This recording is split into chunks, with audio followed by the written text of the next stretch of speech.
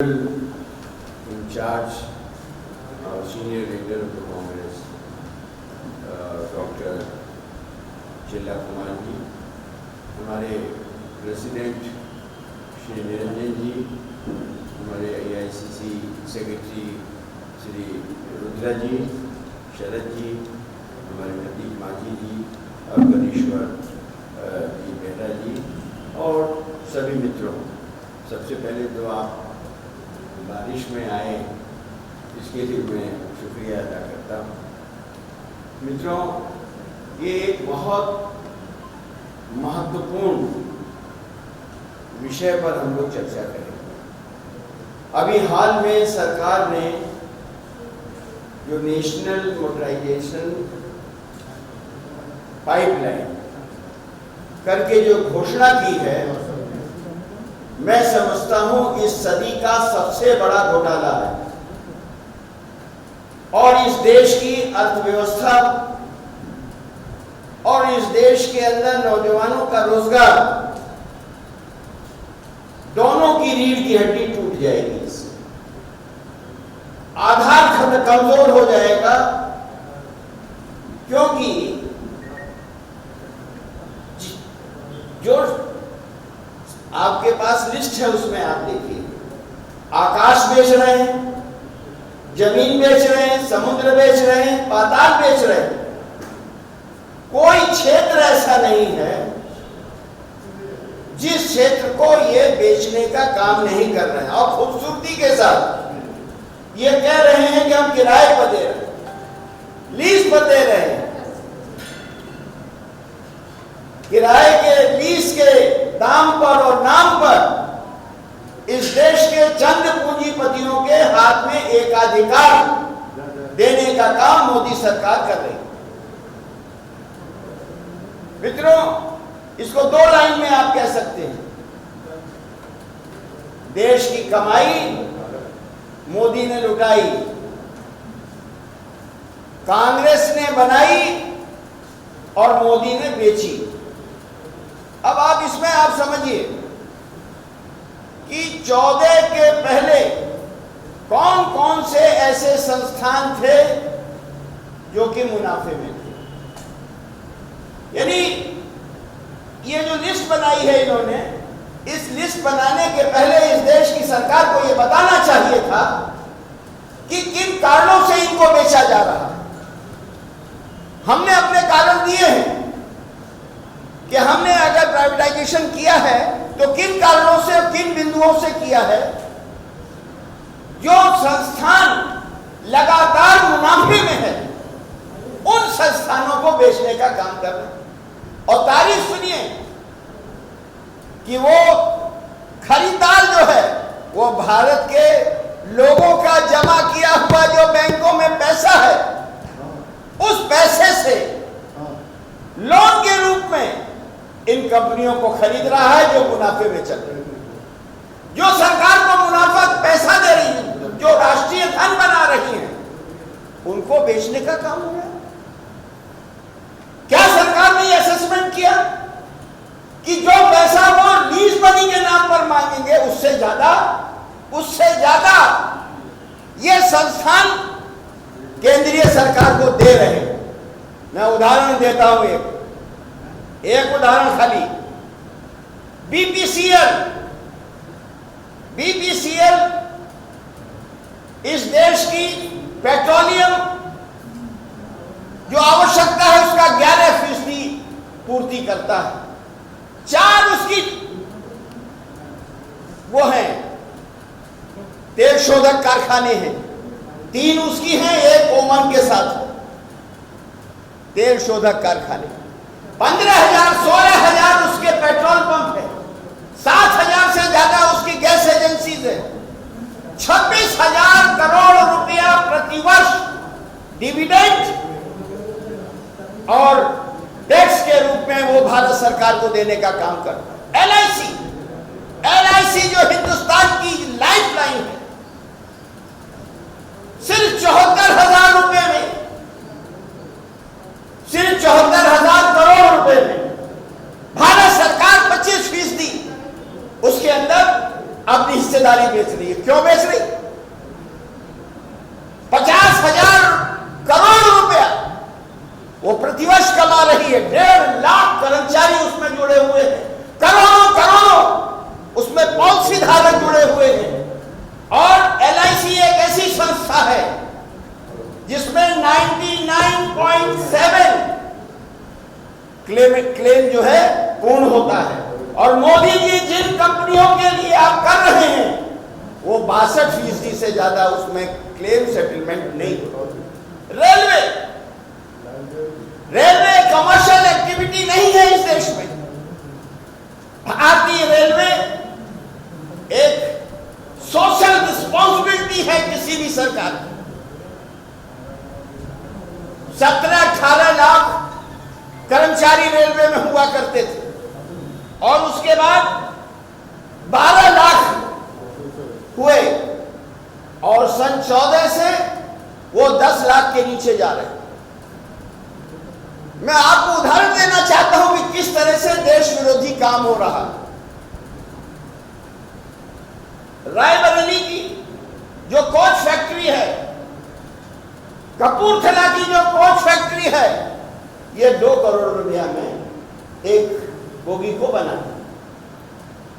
और मोदी सरकार 5 और 6 करोड़ में विदेश से बोगी कर रही है, मंगा रहे हैं। और अपनी जो यूनिट है रेलवे की उसको बंद कर। मधेपुरा में जनरल इलेक्ट्रिक जो अमेरिका की कंपनी है उसके साथ सन 15 में मोदी सरकार ने MOU किया और कहा कि आप जितना माल बनाएंगे हम खरीदेंगे। और चितरंजन में जो कारखाने में बनता है उसकी कैपेसिटी है 1200 और सरकार कह रही है चितरंजन को कि आप 250 से ज्यादा मत बनाओ। और मेंटेनेंस का भी उनको पूरा दे रहे हैं ठेके। वो छोड़िए, प्रधानमंत्री का अपना निर्वाचन क्षेत्र जहां पर कि सन 56 में उसके बाद से पूरी टाउनशिप है जिसको कहा जाता है डीजल लोको वर्क्स, DLW उसका नाम है, उसका नाम बदल दिया। आज नहीं 20 साल से वो दुनिया में डीजल इंजन एक्सपोर्ट कर रहा है। भारत में जब डीजल इंजन की कमी होने लगी, यानी उसको सेवा से बाहर करने लगे, इलेक्ट्रिक इंजन का हुआ, तो वो इलेक्ट्रिक इंजन भी बनाने लगे। 28 इंजन बना रहे हैं वो। लेकिन जानते हैं सरकार ने कहा नहीं, सरकार ने कहा कि आप असेंबली करिए खाली। 300 एकड़ जमीन में वो है पूरी टाउनशिप जो प्रधानमंत्री के अपने क्षेत्र में है, उसका नाम बदल दिया। DLW की जगह उसका नाम वाराणसी लोको वर्क्स कर। क्यों? क्योंकि 300 एकड़ जमीन पर उनकी निगाह है। बनाने के बजाय जो बनी हुई संस्थाएं हैं जो दुनिया में एक्सपोर्ट कर रही हैं उनको आप कमजोर कर रहे हैं। इसी तरीके रेलवे के अंदर 400 स्टेशन आप दे रहे हैं। देखिए, सोचिए क्या होगा। 5 रुपए का जो टिकट था प्लेटफॉर्म टिकट 30 रुपए और 50 रुपए में होगा। पूना में आप चले जाइए, आप भोपाल के हबीबगंज में चले जाइए, जो जो प्राइवेट में दिया इन्होंने वहां पर सीधे प्लेटफॉर्म। और जानते हैं खेल क्या है इसमें? 2 छूट दी है। एक छूट दी है कि आप चाहे अप टू स्काई, चाहे जितना ऊंचा बना लीजिए, उसके ऊपर मॉल बना लीजिए, चाहे शॉपिंग कॉम्प्लेक्स बना। और उतना ही नहीं, खाली स्टेशन प्लेटफॉर्म नहीं दिया है, उसकी जितनी सराउंडिंग एरिया है वो सब उन्हीं को दे दिया। ये लूट है। लाइन हमारी, रेलवे लाइन हमारी, सिग्नल हमारा, कर्मचारी हमारे, सरकार को कमाई नहीं, लेकिन उस पूंजीपति 109 रूट दे दिया सर। जानते हैं कौन सा रूट दिया है? जो रूट मुनाफे में, जैसे बंबई और दिल्ली का या दिल्ली और कलकत्ता का जो राजधानियों का है, जहां पर भी मुनाफे होते हैं, वो रूट आप दे रहे हैं प्राइवेट। एयरपोर्ट, एक उदाहरण देता हूं जयपुर एयरपोर्ट का। जयपुर एयरपोर्ट में 3000 करोड़ का काम मोदी सरकार ने कराने के बाद उसको अडानी जी को दे दिया। 5 एयरपोर्ट का निकाला, लखनऊ, जयपुर, अहमदाबाद। अहमदाबाद के बाहर तो लिख दिया उसने अडानी एयरपोर्ट। बंबई हमने दिया, त्रिवेंद्रम हमने दिया, देखिए दिल्ली का दिया, आप देखिए हजारों हजारों लोगों को रोजगार मिला और हम उससे मुनाफा कमा रहे। इस तरह से नहीं दिया कि 3000 का काम, 1000 करोड़ का काम कराया और फिर दिया उसको। सारे एयरपोर्ट, आपका जो भुवनेश्वर का एयरपोर्ट है, ये एयरपोर्ट देने का भी इसमें है। उड़ीसा के अंदर जो है पैरादीप पोर्ट है, जो एक नगीना है हिंदुस्तान का, जिसके लिए हरे कृष्ण दास जब मुख्यमंत्री थे तो उन्होंने 600 के एकड़ करीब 600 के आसपास, सॉरी मिश्रा जी भी आ गए, तो 500 से 62 या इस तरह से जमीन मुफ्त में दी थी। और यहां एक सवाल और उठता है कि राज्यों का जो अधिकार है, जो जमीन उन्होंने मुफ्त में दी थी, उनसे पूछे बिना आप उस जमीन के मालिकाना हक दूसरे को कैसे दे रहे हैं? क्या राज्य सरकारों को आपने भरोसे में लिया? इन्होंने नहीं लिया। और जो सबसे अंत में और बहुत सी चीजें हैं, जितनी भी इसमें हैं, आप देखेंगे कि natural gas, power, rail, road का खेल समझेंगे आप। जो ये नेशनल हाईवेज इन्होंने दिए हैं, इसमें इन्होंने कहा है कि हम करीब 26,000 करोड़, 2.6 लाख करोड़, हाँ जी,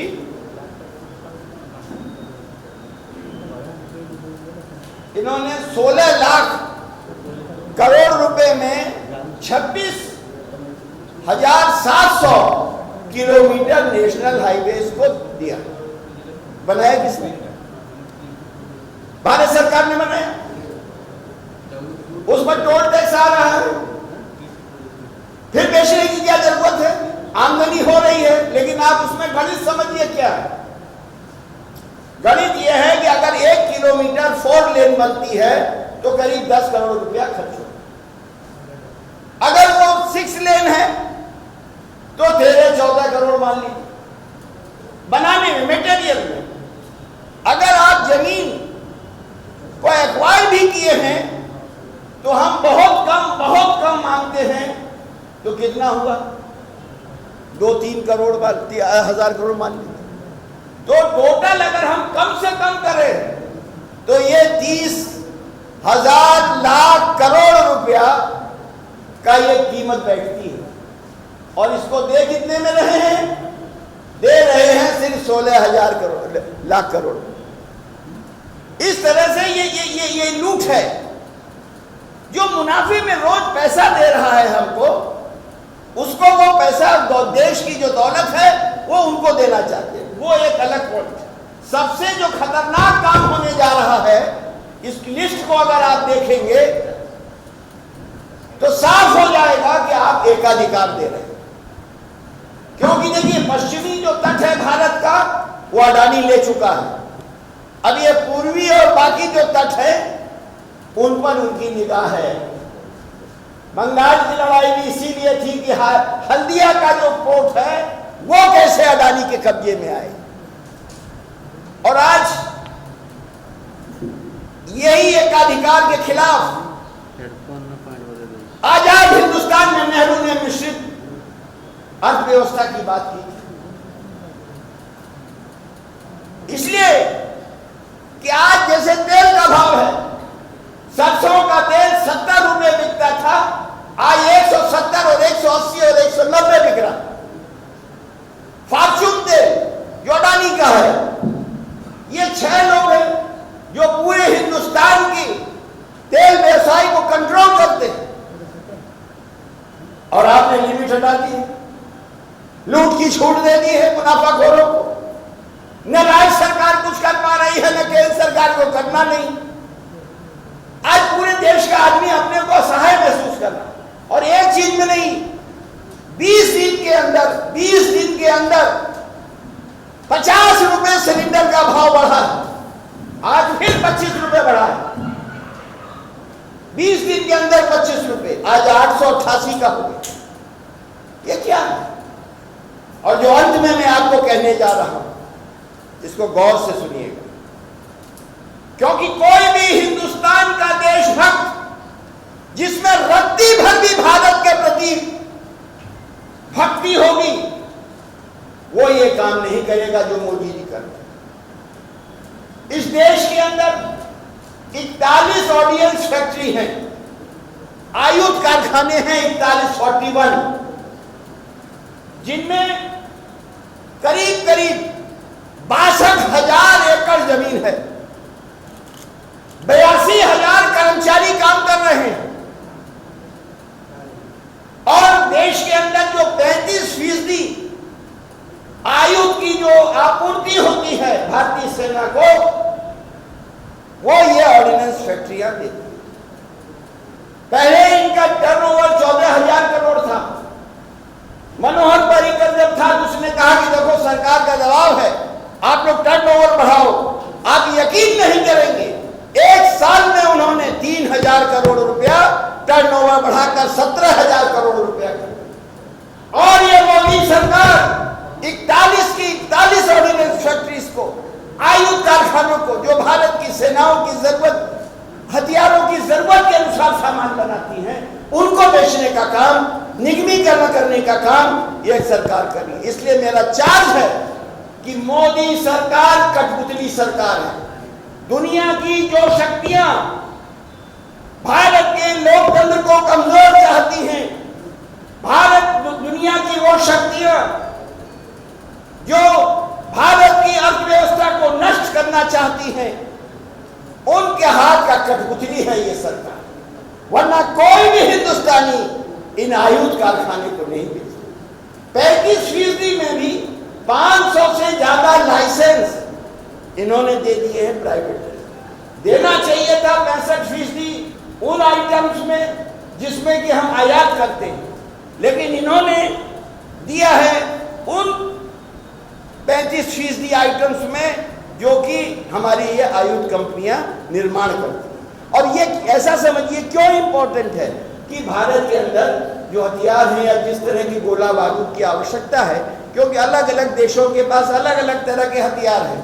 हमारे हथियार के अनुरूप वो बनाती है, लेकिन अगर निजी कंपनी ले लेगी तो जरूरी नहीं है कि वो हमारी आवश्यकता के अनुसार। बीपीसीएल का बताओ क्यों बना था? 71 की वार में बर्मा शेल कंपनी हुआ करती थी, उसने पेट्रोल देने में थोड़ा देर कर दी। इंदिरा जी ने युद्ध समाप्त होते ही राष्ट्रीयकरण करके और उसको बनाया।